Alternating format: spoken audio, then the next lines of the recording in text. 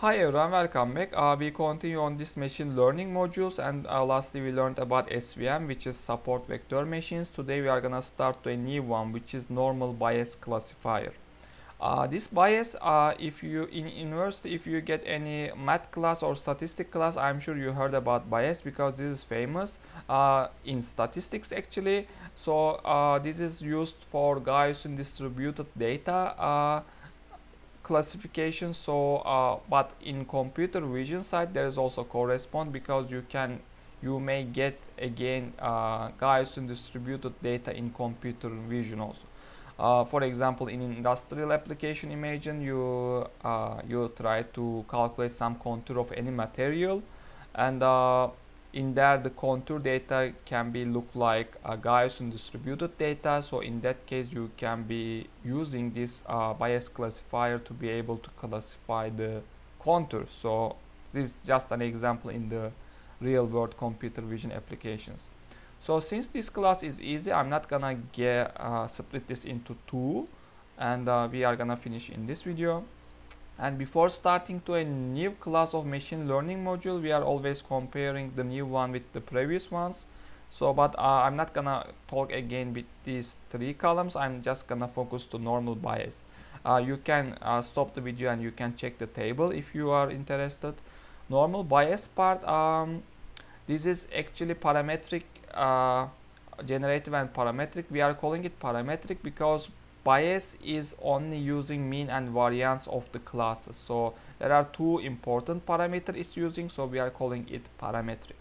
So since it's of course very fast, because it's only needed two parameters to feed, variance and the mean. Once you gave it to model for different classes, so it's gonna calculate faster. And memory use, since again two data is needed, is very low use memory. Handless non-linearity, no, is only working for linear and the Gaussian distributed data boundaries. And visual intuition is easy because since it has only two data, is faster, intuitively is finding which class the new data belongs. And okay, we talk about that. Overfitting risk, overfitting is low, but there is a but in here. Maybe you may not fit even. There is a risk about it, because mostly if you do not have Gaussian kind of data, then it's not gonna fit. But otherwise overfitting risk is really low. So yeah, best for data roughly following Gaussian distribution, as I said, simple probabilistic classification. In some cases, which is any data, if you have Gaussian distributed, then directly use normal Bayes. That's the one you need to use. Otherwise, yeah, mostly you are not gonna need normal Bayes. We can switch to the code part. So I already coded, but I didn't change anything much. Just I changed the class names. Previously we had SVM in here, so I just changed them with classifier. And all we need to do is just giving the training data like we did in the previous videos, and it's just training. After training is done, I'm little going faster because I assume you already watched the previous videos. So I'm predicting for each pixel in my image, so to be able to get intuition from the regions which class belongs to which regions.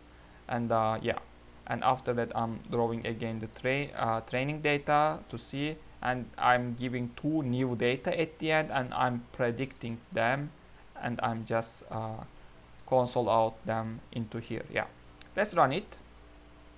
So yeah, it says 450 250 point, which is this one, belongs to class 1, and the other one class 0. So you can also see this is belonging to this outer ring, and the other one inner center. Yeah, this one. So you see the boundaries also. Yeah, I think anything else I want to tell for this Bayes rule? I think nothing, but maybe we can try maybe one more. Let's give it 300 maybe, and now it will say